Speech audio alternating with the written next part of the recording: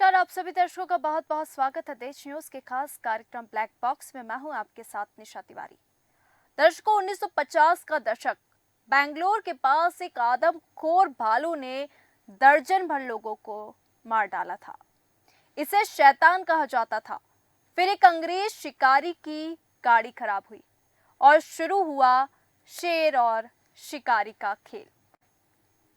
ये कहानी है कर्नाटक के चिकमंगलुरु जिला की, जहां सकरपट्टा नामक गांव के पास जंगलों में एक बड़े से अंजीर के पेड़ के नीचे कुर्सी रखी हुई है। कुर्सी पर सीध में फैला है एक पैर जिस पर पट्टियां बंधी है। बाकी का जिस्म खाकी वर्दी पहने हुए है। सर पर हेट, मुछ पर ताव। एक हाथ जो 405 विंचेस्टर राइफल के ऊपर टिकाया हुआ है।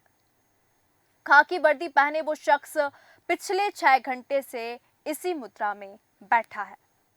1 इंच हिला डुला तक नहीं। उसकी आंखें गुस्से से लाल है, लेकिन उनमें एक रंग इंतजार का भी है। घड़ी में रात के 11 बजते हैं। एक हल्की सी आवाज आती है। वो शख्स टॉर्च उठाता है।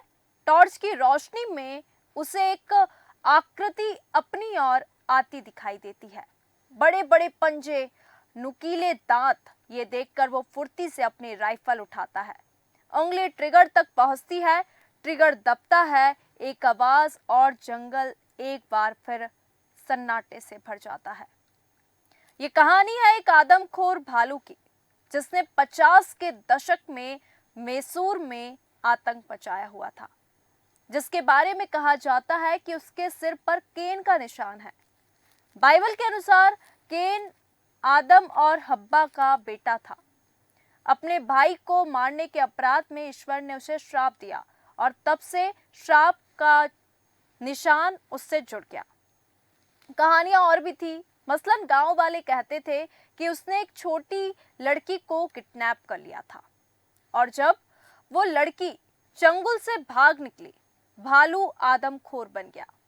दर्जनों लोगों की हत्या करने के बाद उसका सामना हुआ एक शिकारी से। 1950 का दशक, बेंगलुरु से कुछ 200 किलोमीटर दूर कर्नाटक की अरसीकेरे तालुका पास जंगल से होकर एक सड़क जाती थी। भारत के एक नामचीन शिकारी केनेथ एंडरसन रात में इस रास्ते से जा रहे थे। स्कॉटिश मूल के एंडरसन ब्रिटिश इंडिया के टाइम से भारत में रह रहे थे। दक्षिण भारत में जहां जहां आदमखोर शेर का आतंक होता था, सबसे पहले एंडरसन को बुलाया जाता था। उस रात भी एंडरसन ऐसे ही एक आदमखोर के शिकार पर जा रहे थे। बेंगलोर से सफर शुरू हुआ। शिमोगा जाना था। सफर में लगभग 9 घंटे की ड्राइव बुक कर चुके थे, लेकिन फिर बीच रास्ते रोशनी कम होने लगी। रास्ता मुश्किल था। अचानक उनकी कार का एक पहिया खराब हो गया। गाड़ी बीच जंगल में रुक गई। इलाका सुनसान था और रात नजदीक थी। एंडरसन घबराए, क्योंकि दूर दूर तक उन्हें मदद मिलने की कोई उम्मीद नहीं थी। तभी उन्होंने देखा कि एक लालटेन लिए एक आदमी उनकी गाड़ी के पास आ गया। एंडरसन ने मुड़कर देखा तो थोड़ी दूर पर उन्हें एक छोटी सी झोपड़ी दिखाई दी। ये आदमी वहीं से आया था। बात करने पर पता चला कि इस आदमी का नाम आलम बख्श था और वो झोपड़ी में अपने परिवार के साथ रहता है। उसके परिवार में थी उसकी पत्नी, एक 20 वर्षीय बेटा और एक बेटी।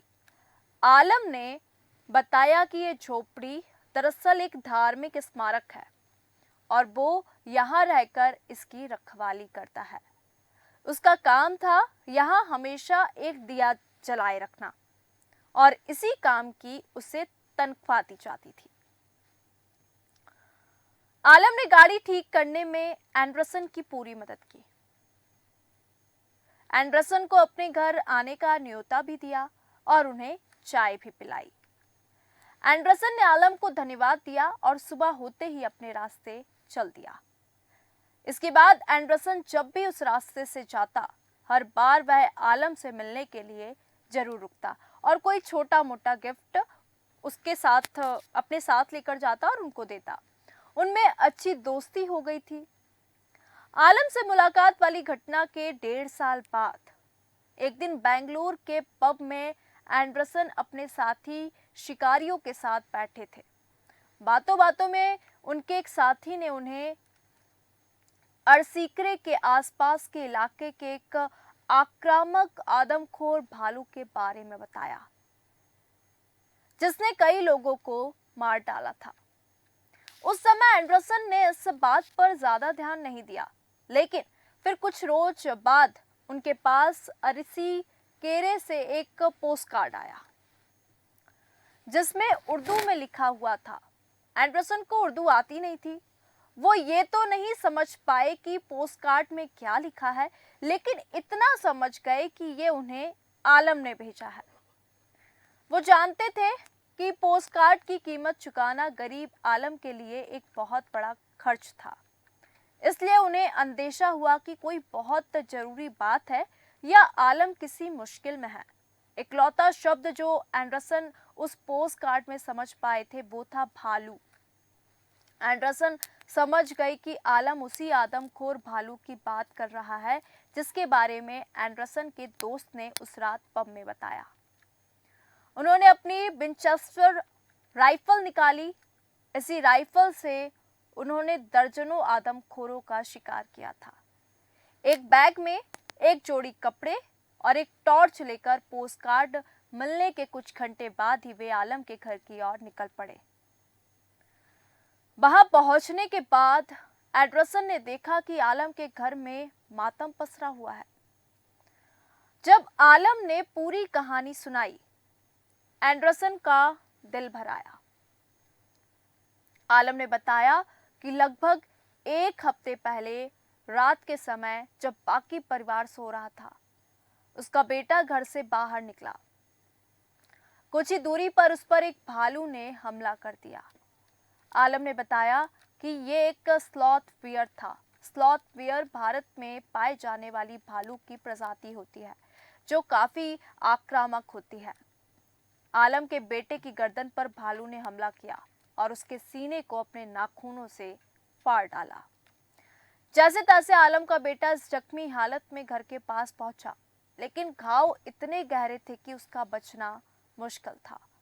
खून को बहने से रोकने के लिए कई उपाय भी किए गए, लेकिन बात नहीं बनी और आलम का बेटा सूरज उगने के साथ ही चल बसा। हालांकि यह घटना 1 हफ्ते पहले हुई थी, लेकिन एंडरसन अभी भी खून की गंध महसूस कर सकता था। आलम को दुखी देखकर एंडरसन ने फैसला किया कि वो इस भालू को ढूंढ कर रहेंगे ताकि वो और लोगों को नुकसान ना पहुंचा सके। एंडरसन ने सूरज ढलने का इंतजार किया और अपनी विंचेस्टर राइफल और टॉर्च लेकर खेतों की ओर चल दिया, जो कि पत्थरों के मैदान के पास थे। वो अंजीर के पेड़ों के पास गए, इस उम्मीद से कि उन्हें खाने के लिए भालू यहां आ सकता है। उन्होंने अपनी टॉर्च की रोशनी ऑन की तो आसपास बहुत सारे जंगली जानवर दिखे। उन्होंने भागते हुए खरगोश और सियार देखे। जंगली सूअरों का एक झुंड भी दिखा, लेकिन भालू का कोई नामो निशान नहीं था। एंडरसन अपनी टॉर्च की रोशनी पर नजर गड़ाए हुए थे कि अचानक एक सांप उन पर झपटा। उन्होंने सांप को मारने के बारे में सोचा, लेकिन फिर उसे शांति से जाने दिया। एंडरसन ने सूरज उगने तक भालू को ढूंढा, लेकिन उन्हें भालू का कोई निशान नहीं मिला। थककर कुछ घंटों के लिए वे अपनी कार में सो गए। अगले दिन दोपहर में उन्होंने एक बार फिर भालू को ढूंढना शुरू किया, इस उम्मीद से कि उसके ठिकाने का पता लग जाए, लेकिन बहुत कोशिश के बाद भी उनके हाथ कुछ नहीं लगा। एंडरसन वापस आलम के पास गए, उसे बताया कि शायद भालू इलाके से भाग गया होगा और वह बेंगलोर वापस लौट गए। बेंगलोर पहुंचे 2 हफ्ते से भी कम समय बीता जब एंडरसन को जिला वन अधिकारी का एक खत मिला। खत में लिखा था कि 2 लकड़हारों पर एक स्लॉथ भालू ने हमला किया। एक लकड़हारा बच निकला, लेकिन दूसरे की इस हमले में मौत हो गई। लकड़हारों के घाव आलम के बेटे के घाव के जैसे ही थे और ये हमला आलम के घर से 20 मील की दूरी पर हुआ था। एंडरसन को शक हुआ कि ये वही भालू हो सकता है जिसने आलम के बेटे को मारा था। एंडरसन को लगा कि शायद भालू जंगल के और सुनसान हिस्से में भाग गया। एंडरसन एक बार फिर भालू की तलाश में घर से निकल पड़े। शिकार में अधिक वक्त लग सकता था, इसलिए उन्होंने फैसला किया कि कुछ दिन वो आसपास के इलाके में रहेंगे।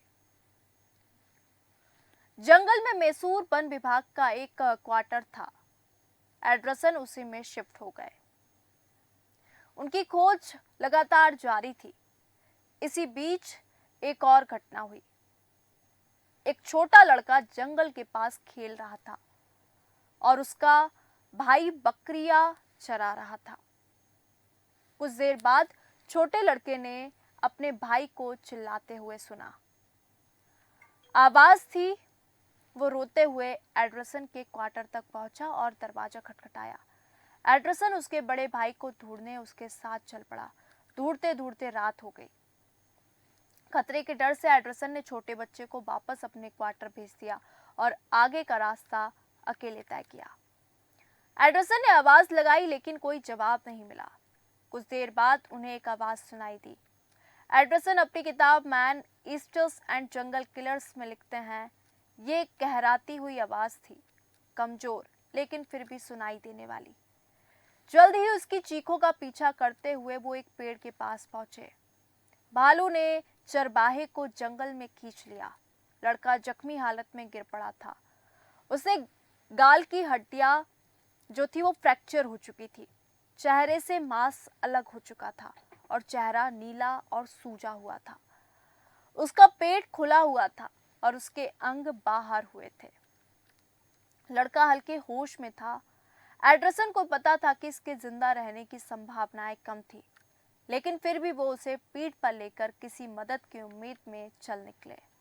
एंडरसन लिखते हैं, मैं फिर कभी इतनी भयानक यात्रा का अनुभव नहीं करना चाहता था। एंडरसन खून में भीगे हुए लड़के को उठाए हुए चल रहे थे। रात काफी हो चुकी थी। भालू के साथ साथ बाघ का भी खतरा था। चलते चलते थोड़ी दूर पर एक पत्थर से टकराकर वो जोर से गिर पड़े और उन्होंने महसूस किया कि उनकी टखने की हड्डी टूट गई। उनकी टखने की हड्डी अब कोई वजन सहन नहीं कर सकती थी, लेकिन वो उस घायल लड़के को वहां अकेले मरने के लिए छोड़ना नहीं चाहते थे। टूटे हुए पैर में बहुत दर्द था और वो मदद के लिए चिल्ला भी नहीं सकते थे। चिल्लाने की आवाज से जंगली जानवर पास आकर हमला कर सकते थे। एंडरसन ने सुबह होने तक यहीं बैठने का फैसला किया।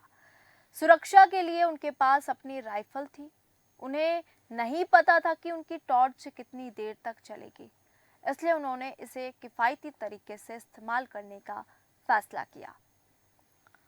सुबह होने से ठीक पहले लड़के की सांसें बंद हो गई। दोपहर तक एक वन अधिकारी ने उन्हें ढूंढ लिया। एंडरसन को एक अस्पताल ले जाया गया और लड़के की लाश को उसके परिवार के पास भेज दिया गया। अस्पताल में एंडरसन को डॉक्टर ने बताया कि फ्रैक्चर के कारण उन्हें फिर से चलने में लगभग 2 हफ्ते लगेंगे और तब भी चलने के लिए एक बैसाखी की जरूरत होगी। उन्हें सलाह दी गई थी कि वो 1 साल के लिए चलने फिरने का कोई काम ना करें। अगले 2 हफ्ते तक एंडरसन हॉस्पिटल में रहे। इस दौरान उनके मन में भालू को मारने का जुनून घर कर चुका था। वो उसे ढूंढकर खुद गोली मारना चाहते थे। अस्पताल से घर आने के कुछ ही दिनों बाद एंडरसन ने दोबारा भालू को ढूंढना शुरू किया। पैर अब भी पूरी तरह ठीक नहीं हुआ था। आराम की जरूरत थी, लेकिन उनके सर पर भालू को मारने का जुनून सवार था। कुछ समय बाद वो दोबारा जंगल में गए और एक बड़े से पेड़ के नीचे कुर्सी लगाकर बैठ गए। उन्हें उम्मीद थी कि भालू वहां आएगा, और हुआ भी ऐसा। 11 बजे के करीब एंडरसन ने कुर्राहट और ससाहट की आवाज सुनी। उन्होंने इंतजार किया। कुछ देर बाद एक बड़ा काला भालू पत्तों की झुरमुट के बीच से होकर आता हुआ दिखाई दिया। भालू और करीब आता गया और आसपास के पेड़ों के नीचे गिरे अंजीर उठाने लगा। एंडरसन को हफ्तों से इसी पल का इंतजार था। उन्होंने अपनी टॉर्च की रोशनी भालू पर डाली। भालू अपने पिछले पैरों पर खड़ा हो गया और जोर से गुर्राया। भालू बहुत खूंखार था और गुस्से में लग रहा था। एंडरसन ने सटीक निशाना लगाते हुए एक गोली चलाई और वो सीधे जाकर भालू के सर पर लगी। भालू वहीं गिर गया और इस तरह मैसूर के आदमखोर भालू का अंत हो गया। जब तक एंडरसन ने उस आदमखोर भालू को मारा, तब तक वो इलाके के दर्जन भर लोगों की हत्या कर चुका था और 24 लोग उसके हमले में घायल हो चुके थे। अपनी किताब में वो लिखते हैं, भालू आमतौर पर नुकसान नहीं पहुंचाते, लेकिन मैसूर का वो भालू प्रचंड हत्यारा बन चुका था, इसलिए उसकी मौत जरूरी थी। एंडरसन ने इसके बाद भी कई आदमखोर जानवरों का शिकार किया, लेकिन मैसूर का आदमखोर भालू उन्हें हमेशा याद रहा। बेंगलुरु में एक शैतान का आतंक। एक रात शिकारी की गाड़ी खराब हुई, फिर जो असली खेल था वो शुरू हुआ। भालू ने दर्जन भर लोगों को मार डाला।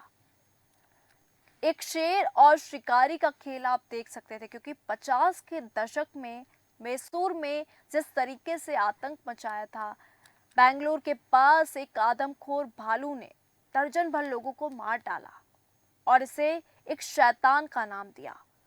फिर एक अंग्रेज शिकारी की गाड़ी खराब होती है और जो खेल होता है वो किस तरीके से शुरू होता है, क्योंकि कर्नाटक के चिक्कमंगलुरु जिले और सकरपटना नामक गांव के पास जंगलों में एक बड़े से अंजीर के पेड़ के नीचे कुर्सी लगाकर एक व्यक्ति बैठता और उस आदमखोर भालू के इंतजार में कि कब वो आदमखोर भालू आए और कब उसको खत्म किया जाए, क्योंकि उनके पैर टूट चुके थे। डॉक्टर ने कहा कि 1-2 साल काम नहीं कर सकते, लेकिन फिर भी एंडरसन ने हार नहीं मानी और उस आदमखोर भालू को खत्म कर दिया। तो आज के खास कार्यक्रम में हमने जाना बेंगलुरु में एक शैतान का आतंक, क्योंकि एक रात एक शिकारी की गाड़ी खराब होती है, तब जाके इस पूरी कहानी में जो असली खेल है वो शुरू होता है, क्योंकि भालू ने दर्जन भर लोगों को मार डाला। भालू कभी किसी को नुकसान नहीं पहुंचाते, लेकिन इस भालू ने गांव के अधिकतर लोगों को अपना शिकार बनाया। किस तरीके से शेर और शिकारी का खेल हुआ और 50 के दशक में किस तरीके से मैसूर में इस भालू ने आतंक मचाया था। आज के खास कार्यक्रम ब्लैक बॉक्स में फिलहाल इतना ही। बने रहिए देश न्यूज के साथ। नमस्कार।